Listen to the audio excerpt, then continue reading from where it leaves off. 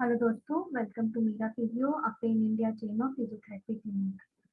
तो अब हम फेशियल पाल्सी के टॉपिक में बात करेंगे। इस टॉपिक में अब हम आज जानेंगे कि इसके साइन एंड सिम्टम्स क्या होते हैं और इसका डायग्नोसिस कैसे होता है और इसका ट्रीटमेंट कैसे होता है। फेशियल पाल्सी क्या होता है? इसमें हमारी जो फेशियल नर्व होती है, जो हमारी सेवंथ क्रेनियल नर्व होती है, अगर उसमें कंप्रेशन या फिर इन्फेक्शन या इन्फ्लेमेशन हो जाए तो वो हमारे फेस की मसल्स के सप्लाई में रुकावट डालने लगती है, जिस कारण से हमारी फेस की मसल्स में पैरालिसिस की कंडीशन हो जाती है। ठीक है, तो ये हमारा फेशियल पाल्सी था। फेशियल पाल्सी की कंडीशन में आज हम आगे बढ़ेंगे और बात करेंगे इसके साइन एंड सिम्टम्स के बारे में और इसके डायग्नोसिस के बारे में और इसके ट्रीटमेंट के बारे में। तो चलिए दोस्तों, अब हम इसमें आगे बढ़ते हैं। तो अब हम देखेंगे इसके साइन एंड सिम्टम्स। तो हमारी जो फेस की मसल्स होती हैं, जो कि फेशियल नर्व द्वारा सप्लाई अपना देती है, उनमें पैरालिसिस हो जाता है अफेक्टेड साइड वाले फेस में। या तो राइट साइड वाला फेस या तो लेफ्ट साइड वाला फेस जो है, अगर दोनों में से किसी एक साइड की नर्व में इंफेक्शन या इन्फ्लेमेशन हो गया है या कंप्रेशन आ रहा है, तो वो जिस तरफ सप्लाई करेंगी उस तरफ की मसल्स में पैरालिसिस हो जाता है। मानिए राइट साइड के हाफ फेस का पैरालिसिस हुआ है, तो राइट साइड की जो क्रेनियल नर्व है उसमें कोई कंप्रेशन, इन्फेक्शन या इन्फ्लेमेशन है। लेफ्ट साइड का हाफ फेस अगर पैरालिसिस हुआ है, तो यानी कि लेफ्ट साइड की जो फेशियल नर्व है उसमें कोई कंप्रेशन, इन्फेक्शन या इन्फ्लेमेशन हुआ है। अब इसमें हमें क्या-क्या चीजें देखने को मिलेंगी, क्या-क्या सिम्टम्स देखने को मिलेंगे, अब हम इसके बारे में बात करते हैं। तो जिन लोगों को फेशियल पाल्सी होगा, वो अपनी आंखों को बंद नहीं कर पाएंगे। ठीक है, हम यूजुअली अपनी आंखें अपने कंट्रोल से बंद कर लेते हैं और खोल लेते हैं, पर कुछ टाइम तक ही हम इसे ज्यादा देर तक ओपन रख सकते हैं, बट हम लंबे समय तक इसे क्लोज रख सकते हैं।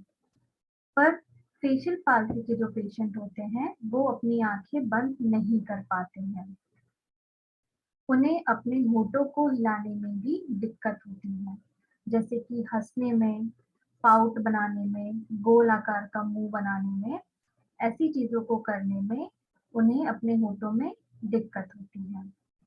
जो अफेक्टेड साइड वाला फेस होता है, वो रेस्ट कंडीशन में चला जाता है और नीचे की तरफ लटक जाता है। ठीक है, जो अफेक्टेड साइड वाला फेस हुआ वो क्या हुआ, लटक गया। ठीक है, ऐसे पर्सन में सिंकाइनेसिस देखने को मिलता है। सिंकाइनेसिस मतलब होता है कि जो अफेक्टेड साइड वाला माउथ है वो हायर चला जाता है अनअफेक्टेड वाले से। ठीक है, सिंकाइनेसिस मतलब कि जो हमारा अफेक्टेड साइड का जो माउथ है वो ऊपर चला गया और अनअफेक्टेड वाला नीचे रह गया। ठीक है, फेशियल सिंकाइनेसिस मतलब होता है कि हमारा जो फेस के मूवमेंट है वो एबनॉर्मली हो जाते हैं जब हम उसका वॉलंटियरली या फिर स्पॉन्टेनियसली मूवमेंट करते हैं। यानी कि जब हम फेस मूवमेंट करना चाहते हैं खुद से, तो उनका एबनॉर्मल मूवमेंट होने लगते हैं फेस के।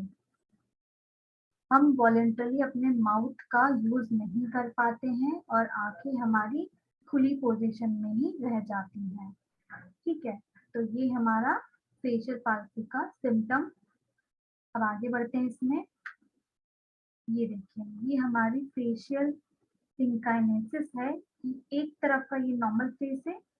अब जिस तरफ का हमारा अफेक्टेड साइड है उस तरफ की आंख या तो इस तरीके से हल्की तरीके में खुली रह गई।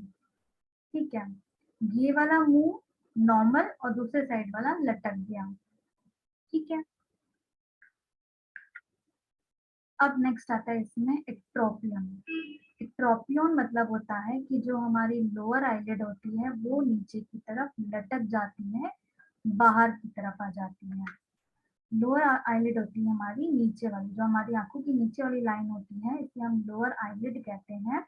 ये लटक जाती है और इसका हिस्सा ऐसे बाहर की तरफ आ जाता है। अब फंक्शनल इफेक्ट क्या होता है, हमें खाने में, कुछ पीने में, ठीक है, उसमें बहुत दिक्कत होती है। अगर हमारे लिप चिपक गए हैं तो बहुत दिक्कत होती है उनको खोलने में। फ्लूड या फूड को बहुत डिफिकल्टी से हम मुंह के अंदर डाल पाते हैं।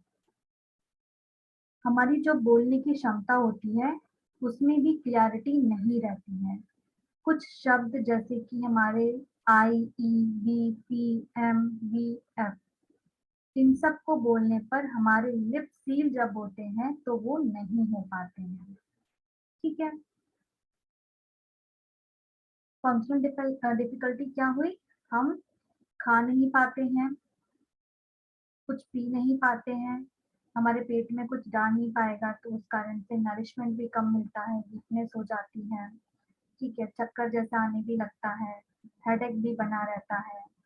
और जो शब्द होते हैं I, E, B, P, M, V, F, इन सब में जब हमारा लिप सील होता है तो वो प्रॉपरली नहीं हो पाता है, हमारी स्पीच में फिर क्लैरिटी नहीं आ पाती है। हमारी आंखों में रूखापन होता है, क्यों? क्योंकि जो फेशियल नर्व है वो हमारी लैक्राइमल ग्लैंड जो कि आंसू प्रोड्यूस करती है उसको भी सप्लाई करती है। तो फेशियल पाल्सी होने पर वो हमारी सप्लाई क्या होती है, बंद हो जाती है। इस कारण से हमारी आंखों में रूखापन रहता है।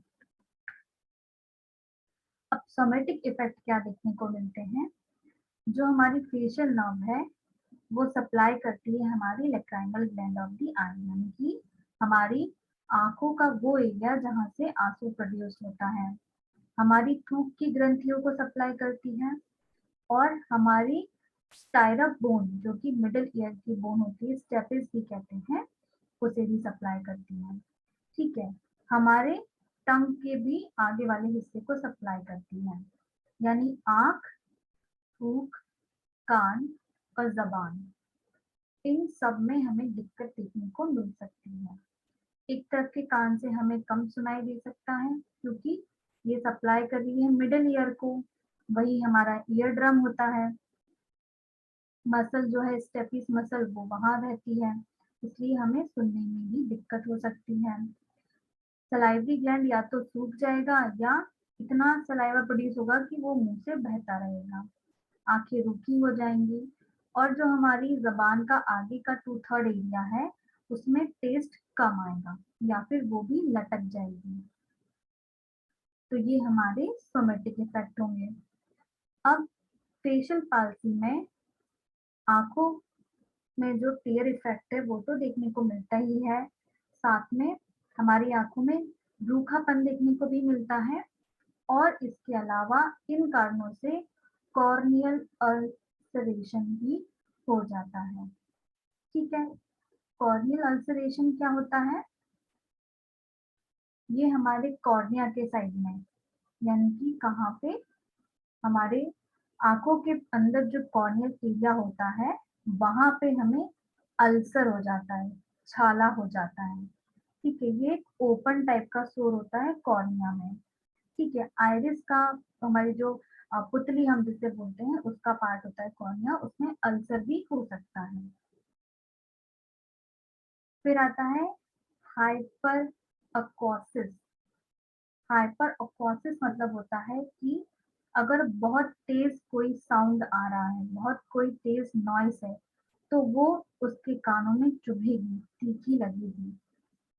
ठीक है, स्वाद बदल जाता है, एंटीरियर 2/3 पे वो सप्लाई कर रहा है टंग को, इस कारण से स्वाद में भी परिवर्तन दिखाई देता है या फिर स्वाद नहीं आता है। ठीक है, अब दो फैक्टर हैं जो कि हमारी ड्राई आई की कंडीशन में कंट्रीब्यूट करते हैं। पहला ये जो हमारी ग्रेटर पेट्रोजल नर्व है जो कि फेशियल नर्व से आती है वो अफेक्ट होती है। इसी कारण से जो हमारे पैरासिम्पथेटिक ऑटोनॉमिक कंपोनेंट होते हैं लैक्राइमल ग्लैंड के, उनका सप्लाई रुक जाता है, वो क्या करते हैं, उस कारण से हमारे मॉइस्चराइजर और आंसू का प्रोडक्शन रोक देते हैं। ठीक है, फेशियल नर्व की ब्रांच है ग्रेटर पेट्रोजल नर्व, अगर वो अफेक्ट हुई तो उसने पैरासिम्पेथेटिक ऑटोनॉमिक कंपोनेंट का सप्लाई रोक दिया, लैक्राइमल ग्लैंड का सप्लाई है ये, उसको रोक दिया, जिस कारण से हमारा जो मॉइस्चराइजर और आंसू होते हैं उनका प्रोडक्शन अनकंट्रोल हो गया। फिर दूसरा है कि जो हमारी जाइगोमेटिक ब्रांच होती है फेशियल नर्व की, वो सप्लाई करती है हमारी ऑर्बिकुलरिस ओक्यूलाई को। अगर उसमें पैरालिसिस हो गया है, वो अपनी कंडीशन में नहीं है, तो वो आंखें बंद नहीं कर पाएगी, खोल नहीं पाएगी, आंखें जो ब्लिंक है, जो बार बार झपकती हैं, वो नहीं हो पाएगी। इस कारण से भी जो हमारे आंसू हैं वो कंटिन्यूअसली बहते रहते हैं या फिर रुक जाते हैं। ठीक है, कभी कभार इतना रूखापन हो जाता है कि आर्टिफिशियल ड्रॉप या जेल या ऑइंटमेंट उसमें डालना पड़ता है, उसको प्रॉपरली वर्क करने से और बचाने से कहीं कॉर्नियल अल्सर ना हो जाए। ठीक है, तो ये थे हमारे साइन एंड सिम्टम, हमारे फेशियल पाल्सी के साइन एंड सिम्टम्स थे, जिसमें हमने देखा कि फेस वन साइड फेसेस जो है वो लटक जाएगा, आंखें खुली रह जाएगी और मुंह भी खुला रह जाएगा और हमारे आंखों में बहुत ड्राइनेस हो जाएगी, हम खा नहीं पाएंगे ठीक से, पी नहीं पाएंगे ठीक से, जिस कारण से और कॉम्प्लिकेशन भी बढ़ सकते हैं, हियरिंग लॉस जैसी कंडीशन भी देखने को मिल सकती है। अब हम इसमें आगे बढ़ते हैं और देखते हैं। अब आता है हमारा बेल्स फिनोमिनन। बेल्स फिनोमिनन होता है, उसे हम और क्या कहते हैं, पाल्पेब्रल ऑक्यूलोगायरिक रिफ्लेक्स। ये एक मेडिकल साइन होता है जिसे हम ऑब्जर्व करते हैं। ये हमारी आई का मूवमेंट होता है, अपवर्ड और आउटवर्ड मूवमेंट। ठीक है, जब हम अपनी आंखें बंद करने की कोशिश करते हैं तो हमारी आंखें ऊपर की तरफ और बाहर की तरफ जाती हैं, पर जब ये फेशियल पाल्सी हो जाता है तब ये जो हमारा आई का मूवमेंट है ये प्रेजेंट नहीं रहता है। ठीक है, जब आप कभी अपनी आंखें बंद करेंगे तो आप नोटिस करिएगा जो आपकी बीच की आंखों का जो काला काला हिस्सा है वो ऊपर की तरफ और बाहर की तरफ निकल जाता है। ठीक है, आपको फील होगा, आप आंखों पे रख के आईलिड के ऊपर वाली आईलिड के ऊपर अपनी उंगली रखेंगे तो आपको फील होगा कि आपने जब आंखें बंद की तो वो हिस्सा ऊपर की तरफ और बाहर की तरफ चला गया। तो ये नॉर्मल प्रोटेक्टिव मैकेनिज्म है कि जब आंखें बंद हुई तो आंखें ऊपर की तरफ रोल हो गई, उसको बचाने के लिए, प्रोटेक्ट करने के लिए। पर ये नॉर्मल फिनोमेनॉन फेशियल पाल्सी की कंडीशन में नहीं मिलता है। ठीक है, तो ये एक मेडिकल साइन होता है जिसे हम ऑब्जर्व करते हैं। ओके, अब हम बात करेंगे इसके डायग्नोसिस की। इसके डायग्नोसिस में ऑडियोग्राम होता है इन्वेस्टिगेट करने के लिए, या फिर नर्व कंडक्शन स्टडी होती है। ऑडियोग्राम में हम क्या करते हैं, ऑडियो चेक करते हैं कि उन्हें सुनाई दे रहा है या नहीं। नर्व कंडक्शन में हम एक नर्व इलेक्ट्रिकल कंडक्शन के थ्रू ये पता करते हैं, इसमें ग्राफ फॉर्म होता है जिससे ये पता चलता है नर्व प्रॉपर वर्क कर रही है या नहीं। सीटी स्कैन के थ्रू भी पता कर सकते हैं, एमआरआई भी, या इलेक्ट्रोमायोग्राम के थ्रू भी। अब हम देखेंगे कि ऑडियोग्राम में हियरिंग लॉस कैसे पता होता है। ऑडियोग्राम जो होता है एक पेनलेस कंडीशन ही होती है, मतलब इसमें हमें कोई दर्द नहीं होता इस प्रोसीजर में। ये एक नॉन इन्वेसिव हियरिंग टेस्ट होता है जिसमें पर्सन की एबिलिटी देखी जाती है कि वो कितना सुन सकता है, कितनी पिच का सुन सकता है, कितनी फ्रिक्वेंसी का सुन सकता है। ठीक है, तो ऑडियोग्राम में हम देखते हैं कि वो कितनी साउंड, डिफरेंट साउंड वो सुन पाता है, कितनी पिच के डिफरेंट साउंड सुन पाता है और कितनी फ्रिक्वेंसीज के डिफरेंट साउंड वो सुन पाता है। जो हमारा प्योर टोन ऑडियोग्राम में जो चार्ट होता है उसमें डिफरेंट डिफरेंट टोन्स की फ्रिक्वेंसीज बनी रहती हैं दोनों कानों की। अभी एक चार्ट में आपको दिखाऊंगी जिसमें एक रेड कलर का ओ जो होगा वो इंडिकेट करेगा आपके राइट ईयर को, वहीं पे एक्स कलर का एक ब्लू कलर एक्स बना होगा ब्लू कलर का, वो आपके लेफ्ट ईयर के लिए होगा। ये देखिए, ये रेड कलर के ओ जो है ये आपके हैं राइट ईयर के, और जो हमारे ब्लू वाले हैं एक्स, ये हैं लेफ्ट ईयर के।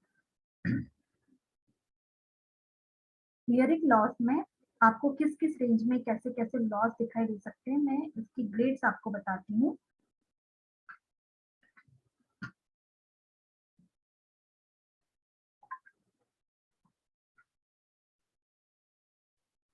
अगर आपका 25 dBHL से कम है तो आपका साउंड नॉर्मल है। अगर 25 से 40 dBHL के बीच में है तो माइल्ड है। 41 से 65 dBHL के पास है तो मॉडरेट है।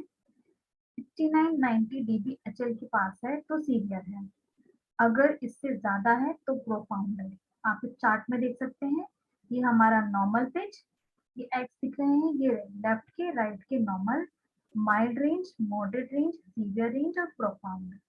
ठीक है, ये हमारी हियरिंग लॉस के लिए जो रेंजेस हैं ये वो होती हैं। अब ऑडियोमेट्री टेस्ट में क्या होता है, इसको करने के लिए एक साउंड प्रूफ रूम की जरूरत रहती है। जो पेशेंट होता है उसके कान में ईयरफोन्स लगा दिए जाते हैं। ठीक है, वो सिटिंग पोजीशन में रहेगा और बात नहीं कर सकता है। फिर वो जो ईयरफोन्स रहते हैं हम उनको मशीन के साथ कनेक्ट कर देते हैं, उस मशीन के साथ जो कि डिफरेंट टाइप के टोन्स डिलीवर करेगी, साउंड डिलीवर करेगी आपके कानों में, हर एक कान में सेपरेट सेपरेट। ठीक है, फिर ऑडियोलॉजिस्ट जो है वो आपको ये कहता है कि जिस कान में आपको साउंड आएगा उस साइड का हाथ आपको उठा देना है। जैसे कि अगर उन्होंने साउंड सप्लाई किया आपके लेफ्ट ईयर में, तो आपको आपका लेफ्ट हैंड उठा के बताना है कि यस मुझे साउंड आया। अगर वो राइट साइड के ईयर में साउंड भेजेगा तो आपको राइट साइड का हाथ उठा के अप्रूवल देना है कि हाँ मुझे साउंड आया। वैसे ही ऑडियोलॉजिस्ट जो है वो रिकॉर्ड करेगा आपको हर एक टोन के साथ, लो लेवल से लेके हाई लेवल तक के टोन, फ्रीक्वेंसी, पिच, वॉल्यूम सब पे। ठीक है, पहले और बाद में, जब ऑडियोमेट्री टेस्ट के पहले और बाद में ट्यूनिंग फॉर्क के साथ भी हम उसका टेस्ट कर सकते हैं। उसके लिए रेने और वेबर टेस्ट होते हैं। हर एक टेस्ट में अलग अलग हियरिंग लॉस की जो पोटेंशियल होती है वो समझ में आती है। ठीक है, तो ये था हमारा ऑडियोमेट्री टेस्ट। अब आते हैं हम अपने ट्रीटमेंट पे। अगर फेशियल पाल्सी बहुत ज्यादा डेंस है, बहुत ज्यादा सीवियर है, कोई नर्व फंक्शन नहीं बचा है, तभी आप सर्जिकल ट्रीटमेंट की तरफ जाएं। नहीं तो एक्सरसाइजेस के थ्रू, मेडिकेशन के थ्रू ये रिकवर हो सकता है। और अगर आपकी सेकेंड डिग्री तक की जो आपकी रेंज है इंजरी की वो सेकेंड डिग्री तक है तो वो खुद ही ऑटोमेटिकली रिकवर हो जाती है। जब आप थर्ड डिग्री में आ जाए, नर्व में कोई फंक्शन नहीं रह गया है, तभी सर्जरी की तरफ जाए। तो पहली सर्जरी इसमें होती है फेशियल रीएनिमेशन सर्जरी, जिसमें कि नर्व ग्राफ्ट या फिर एनास्टोमोसिस इन्वॉल्व होता है। ठीक है, फेशियल रीएनिमेशन सर्जरी में हम नर्व ग्राफ्टिंग करते हैं या एनास्टोमोसिस करते हैं। फेशियल रीएनिमेशन सर्जरी में हम जो फेशियल मूवमेंट चले गए हैं उनको रीस्टोर करते हैं या रिप्लेस करते हैं। ठीक है, इससे हम परफेक्टली सिमेट्रिकल स्माइल तो नहीं ला सकते हैं, पर कोशिश करते हैं कि कंप्लीटली रीस्टोर कर सके हम आईलिड की ब्लिंकिंग को। हम स्माइल को सिमेट्रिकली वे में नहीं ला पाते हैं, बट पलके झपकाने का जो रीस्टोर फंक्शन है उसे हम नेचुरली लाने की पूरी कोशिश करते हैं। बट टाइम के साथ साथ ये जो हमारे फंक्शन है वो धीरे धीरे रिस्टोर होने लगते हैं, एक्सप्रेस होने लगते हैं इमोशन के साथ, और फिर धीरे धीरे नेचुरल फेशियल मूवमेंट आने लगते हैं।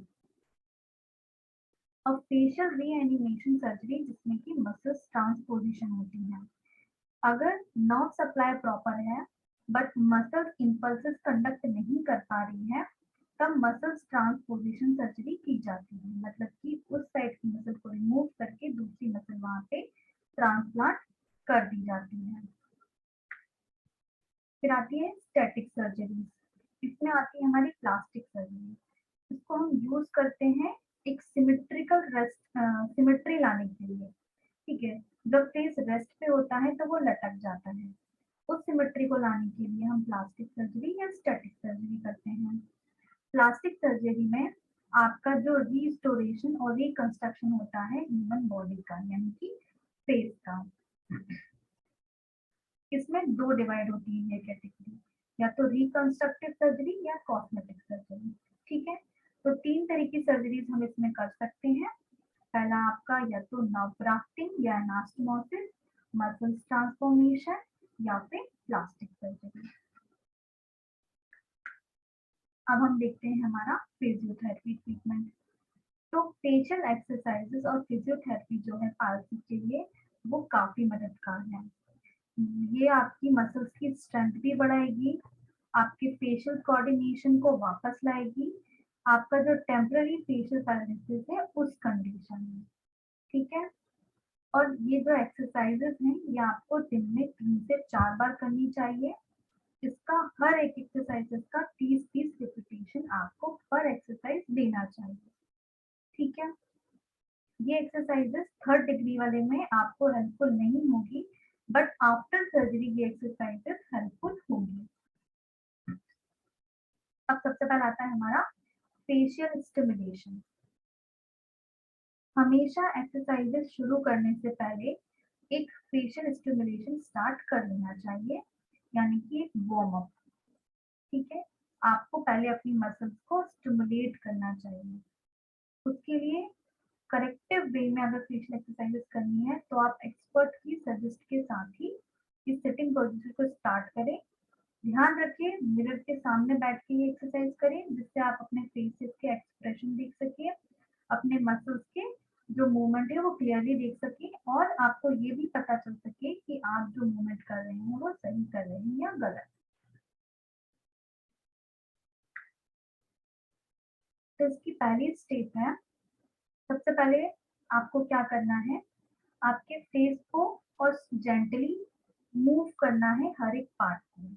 आपके फेस पे फिंगर से आपको जेंटली मूव करना है आपके फेसेस के जिस साइड अफेक्ट हुआ है उस साइड के फेसेस के हर एक पार्ट को। जैसे कि फिंगर से जो आपकी आईब्रो नीचे लटक गई हैं उन्हें ऊपर उठाना है, एक साइड की आईब्रो को दूसरे साइड के आईब्रो से ऊंचा करना है, ठीक है। और बहुत ज्यादा फोर्स नहीं लगाना है, नहीं तो दर्द जैसी कंडीशन भी देखने को मिल सकती है। इसीलिए जो अफेक्टेड साइड वाले हमारी आईब्रोज जो नीचे लटक गई हैं उन्हें फिंगर की मदद से ऊपर उठाना है, ठीक है।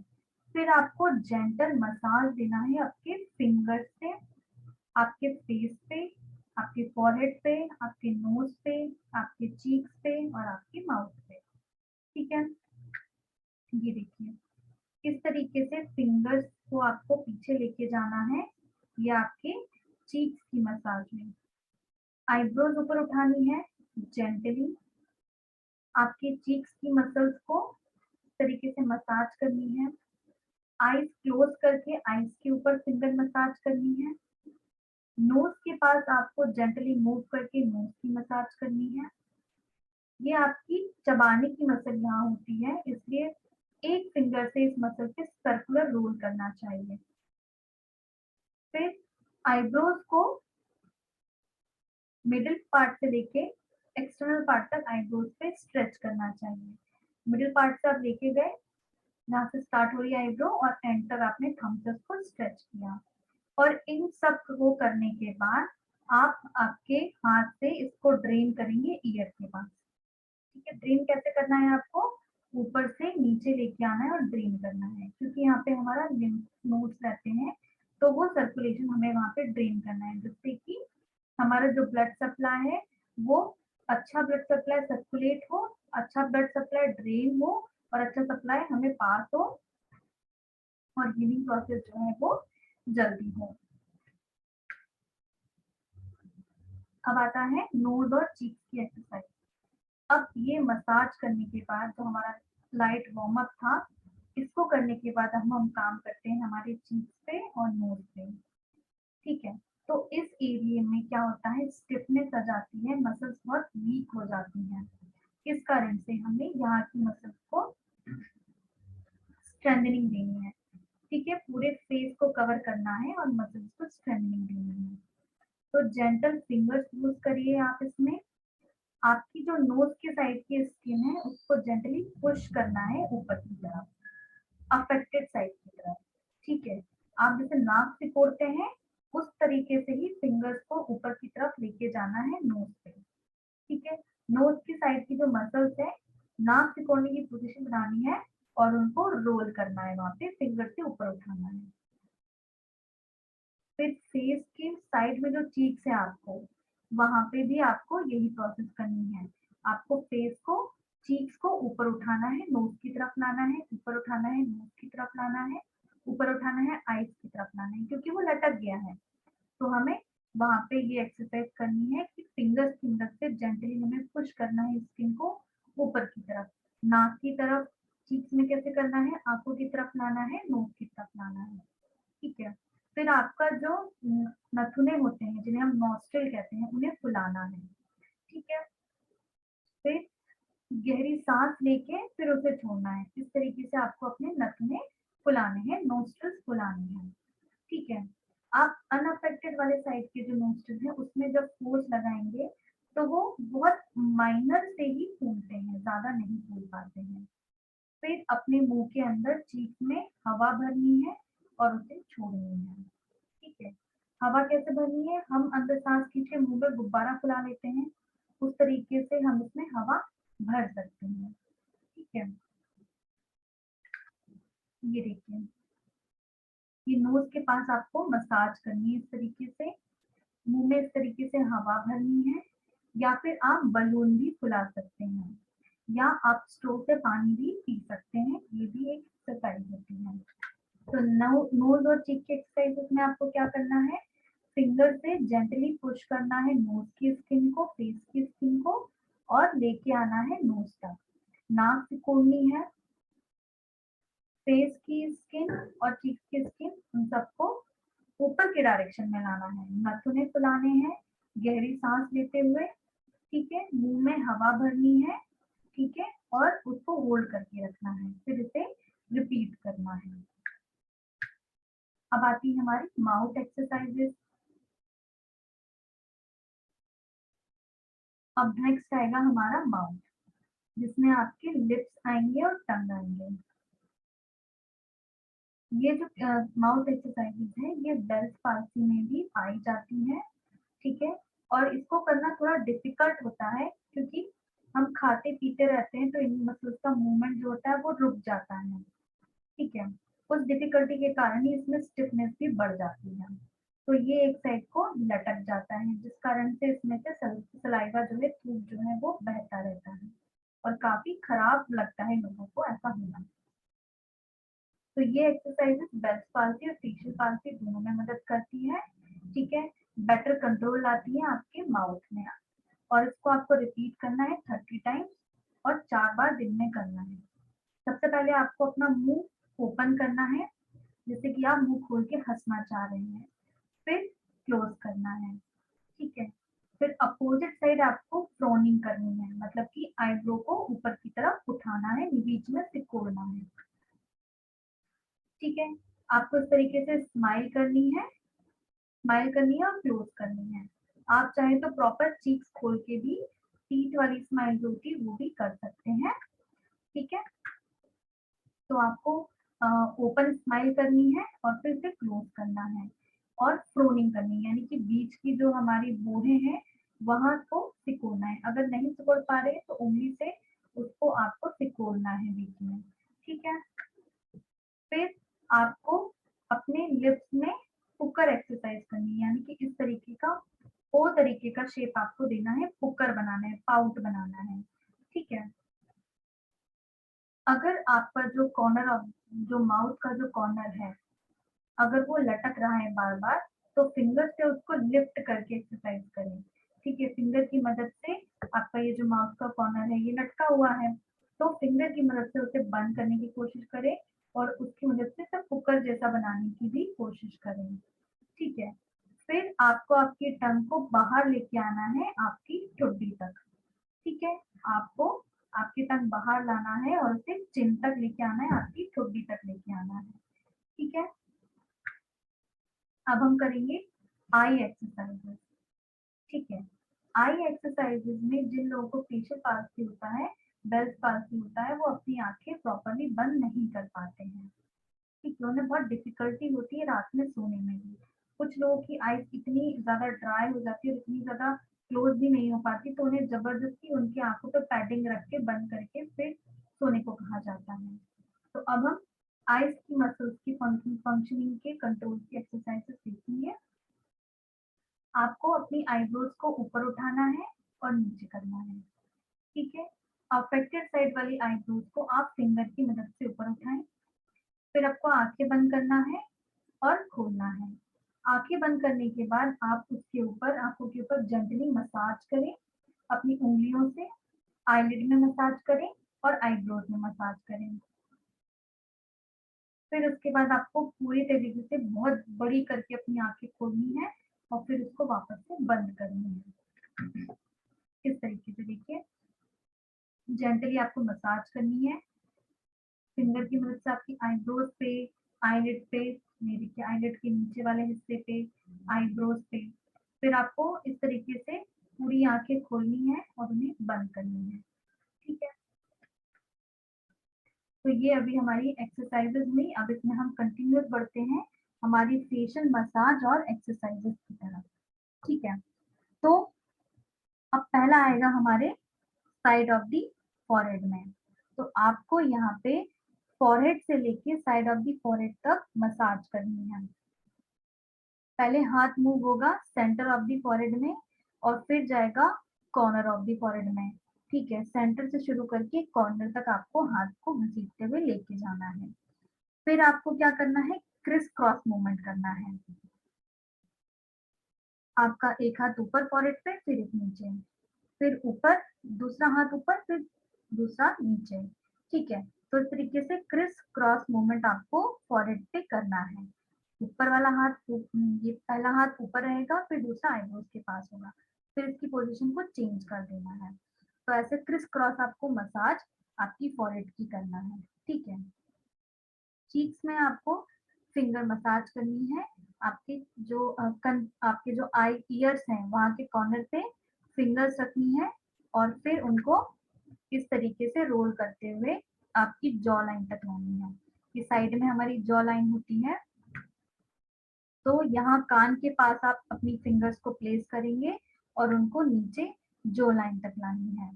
फिर जॉ लाइन से आपको उनको चिन तक लेके आनी है। ठीक है, तो पहली आपकी कौन सी एक्सरसाइज हुई, फॉरहेड की। फॉरहेड में आपको सेंटर से शुरू करना है, आपके फिंगर्स मूवमेंट और कनपट्टी तक लाना है। फिर फॉरहेड पे आपको क्रिस क्रॉस मूवमेंट करना है। फिर चीक्स में आपको कान के पास से मूवमेंट शुरू करना है और जॉ लाइन तक लाना है। फिर जॉ लाइन से आपकी फिंगर मूव होगी और चिन तक आएगी। ठीक है, फिर आपको बॉटम लिप को इस तरीके से पकड़ना है और आगे की तरफ खींचना है और बंद करना है। ठीक है, आप इस तरीके से फिंगर की मदद से आपके टॉप लिप को पकड़ के बंद करेंगे और बॉटम लिप को भी इसी तरीके से पकड़ के बंद करना है। टॉप लिप आपका ऊपर वाला हुआ, बॉटम लिप आपका नीचे वाला हुआ, इन दोनों को आपको फिंगर से पकड़ के बंद करना है। ठीक है, फिर आपको चीक एक्सरसाइज करनी है। इस तरीके से चीक पे हाथ रखना है और मुंह खोलना है। ठीक है, फिर बंद करना है, फिर मुंह खोलना है।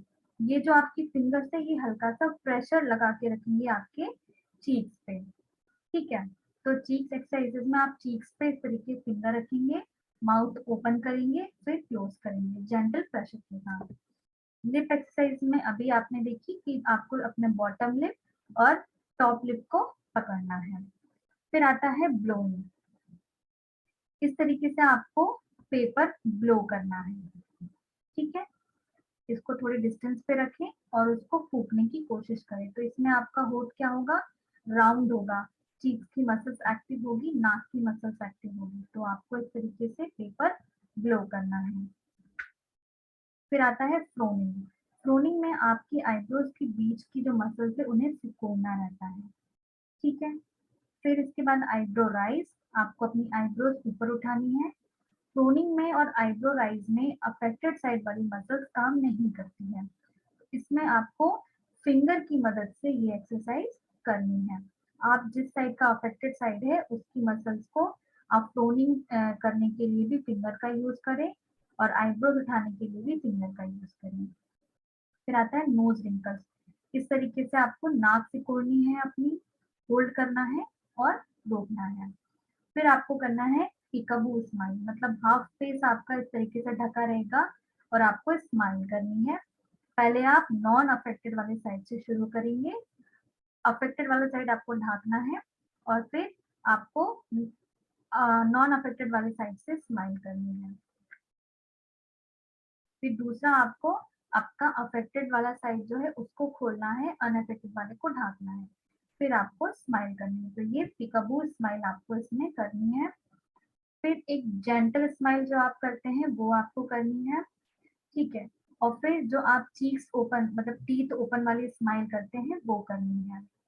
फिर आपको एक सेड फेस एक्सरसाइज भी करनी है। इस तरीके से आप सेड फेस बनाएंगे तो आपकी जो मेंटलिस मसल होती है यहाँ की वो एक्टिव होती है, ठीक है। फिर हनी एक्सरसाइज, इस तरीके से लिप्स को बाहर लेके आना है और अपनी टंग को इस तरीके से बाहर लाना है और लिप के ऊपर मूवमेंट करना है।